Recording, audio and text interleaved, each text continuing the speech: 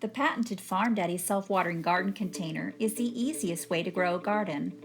Simply add potting mix, water it in thoroughly, add a fertilizer groove, and plant your seed or seedlings. Attach one end of your garden hose to a faucet or a rain barrel, and the other to the FarmDaddy container, and turn the faucet to the on position. Water will only be drawn into the box as the plant requires it. Each container has a mechanical valve that shuts off the water to the container at a factory set level. As the plant drinks water, more water is drawn into the bottom of the container's reservoir. Water is then wicked directly to the roots of the plants. Watering plants from the bottom up is preferred, as it helps to minimize fungus and many other types of disease.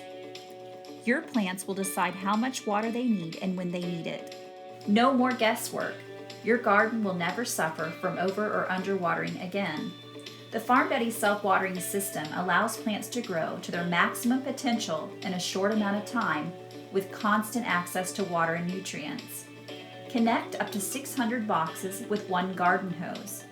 With the FarmDaddy garden container, you are no longer a slave to your garden. Leave for weeks at a time without worry. No digging, weeding, or hand watering.